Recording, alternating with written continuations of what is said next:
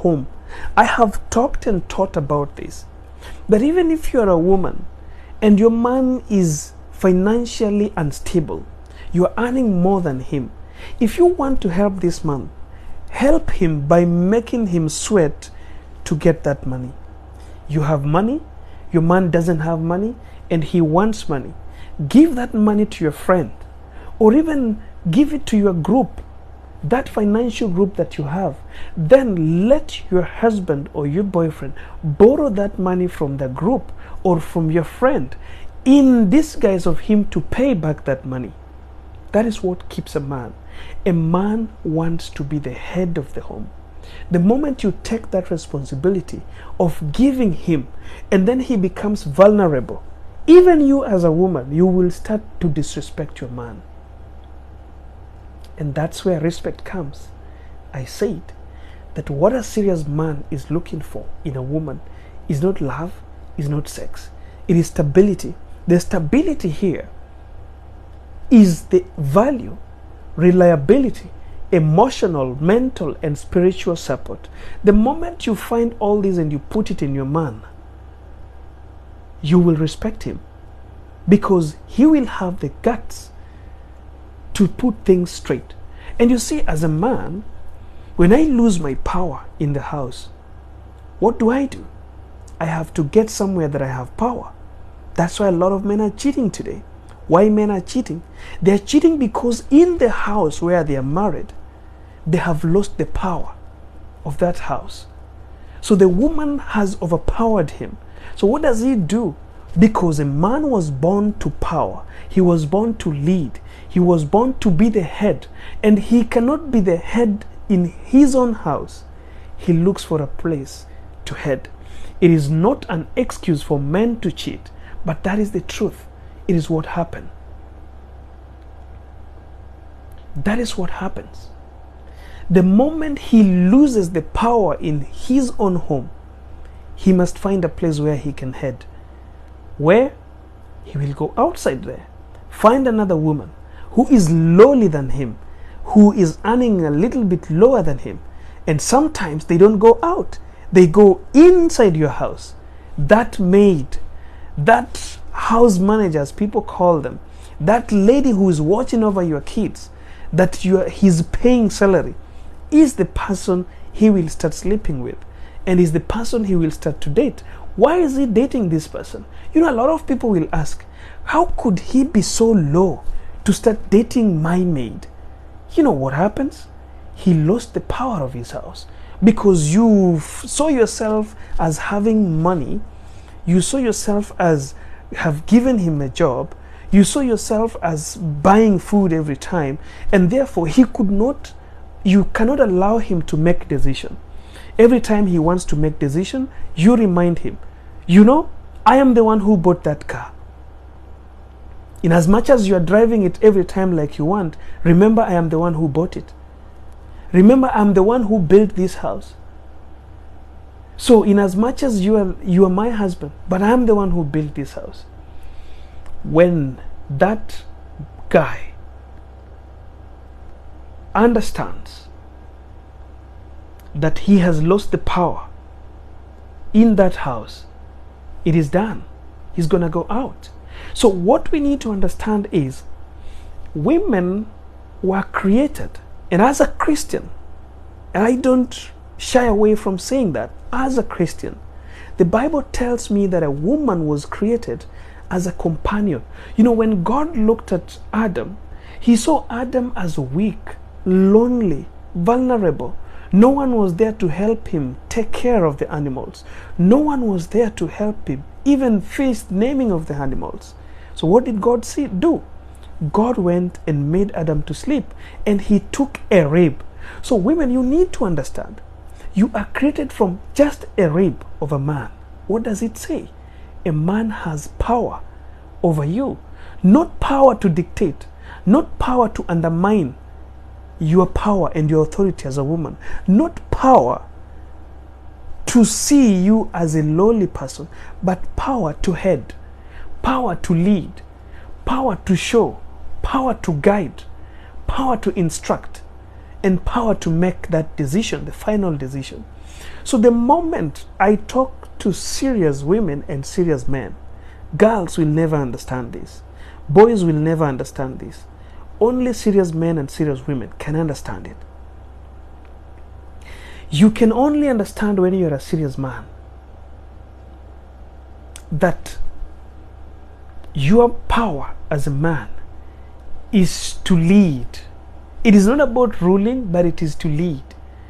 And the moment, a man, a serious man, finds that woman who's going to give him stability, a woman he can call and tell that, honey,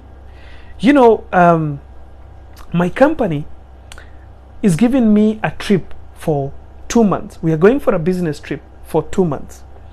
And I'm leaving my business in your hands. My employees have not been paid. There are some materials that are coming from China or maybe United States of America. There are things and visitors that are coming to visit our company or our business next week, and I want you to take care of all this. Are you that woman? This is the question. This is the stability that I talked about in my video. It was not about stability of you giving a man money. If you think that to stabilize a man is to take a loan and start a business for him, you are headed to a very big disappointment that you've never seen in this earth. Let me tell you guys, I always compare the past and present.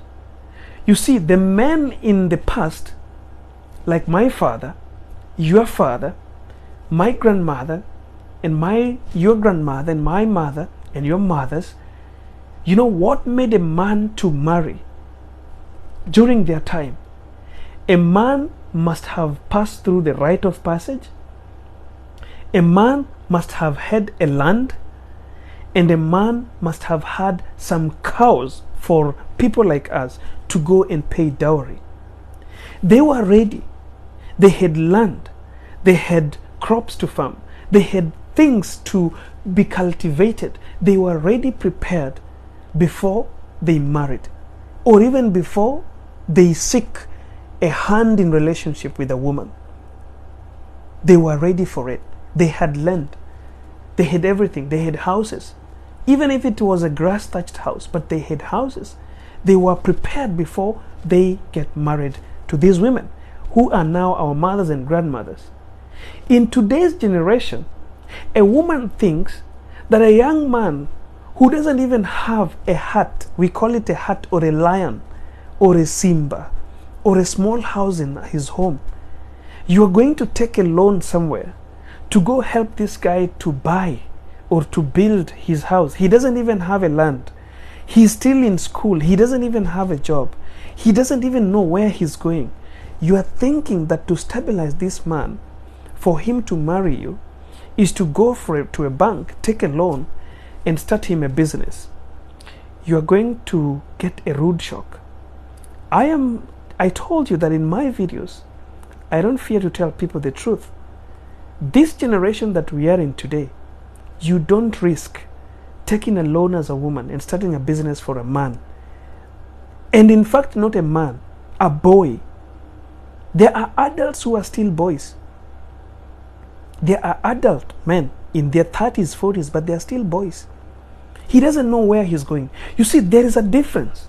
A difference between a man who doesn't have a job, but you can see he's struggling to find a job, and in the process of struggling to find a job, there's a small business he's doing. There are some small jobs he's doing, and you can see, he can tell you ideally that, you see, this is what I'm doing. I've been trying, I'm struggling, I've sent job requests, applications, but nothing is coming. But at the moment, this is the kind of business I'm doing and trying to make things work out. I've bought a small piece of land, or my family gave me a piece of land because I still don't have enough money. I'm planning to build a house. You see, if you are a clever woman, as I always teach here, you will not give that young man money. If you have the power, you have job, you have enough money, try to help that man in another way. Give money to your friend. Give money to your financial groups that you have, and then make it easy for this guy to borrow that money, because you have seen that he has got the potentials to become a better person. By the time you're helping this guy, you're not helping him and chaining his hands that he has to marry you. This is where women again mess up. You are helping him and you're chaining his hands that he has to marry you. Why do you loan him money? So that he can pay. Let him pay, such that if he changes in the process of making his business work, he would have paid you back your money. But you see how women mess up. You find a man, you feel he's good enough, and you have money, you borrow him, and then you want to tie his hands that he has to marry you. In the process, he develops and improves his business, and then he changes his mind and he marries somebody else. He will never pay you. After all, you just gave him money. You did just give him money. You never loaned him. So what do? You have to be secure. Secure in at heart and secure financially. You are giving him money in disguise of a loan, such that he is improving himself because you love him and you love how hardworking he is. What do? You are loaning him through your friend. You are loaning him through your financial whatever, associations or organizations that you have. Let him take a loan. Improve his business. Let him pay the loan as he do his business. If he changes his mind, he says that, you know what, I'm not going to marry this lady. He would have paid back your money. His business is there. Ask God. God, you sent me to this guy. I was a blessing to him. I was his angel. I made him to have the business. Bless me. God is going to bless your hands. And God is going to look at your heart and say that this young woman, what she's only looking for is a husband. Why can't I bless him with a good husband? This is where we mess. We mess in such a way that when we see something, we don't ask ourselves questions of wisdom. We don't question ourselves to be wise enough to know how to help people so that we can help ourselves. Listen, people, a serious man out there is not looking for sex. They're not looking for love. They're not even looking for marriage. They're looking for a woman to give them a stability. The moment you stabilize this man and he finds his way to grow, you will start respecting him because he has grown. And if you respect him and he's stable, automatically that man will go nowhere. That man will marry you with ease, and that relationship will flourish with ease. Ease, like you have money, he has money, he's the head, he's flourishing, he's respected by his wife or his woman, and he's got the stability he's looking for. When he's down and crying, business is cracking his head, there is someone he can go back home and lean his head on. That is you as a woman. That is what he's looking for.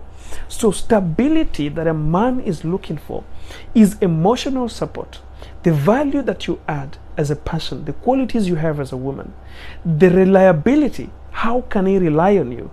Can he leave his business in your hands? I'm going for a business trip for my company, for the place or a company I'm working for, but I own my own business and my own company. Okay?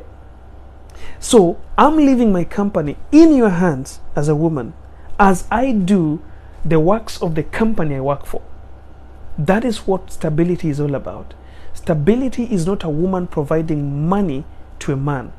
It is not a woman buying a home for a man. It is not a woman buying a car for a man. Stability is, are you reliable that you can take care of the resources that this man already made?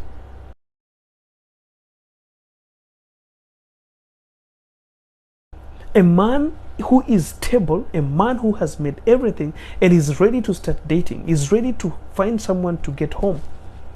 That is the man that is looking for stability and is looking for respect. And you know what? You will just respect him because he's not bothering you. You're not even helping him like to grow. He's grown already. He's stable. He's independent. You will respect him. So what he's looking for is your value as a woman. What qualities are you coming with to this relationship? When he's out for 2 months, are you going to take care of his business?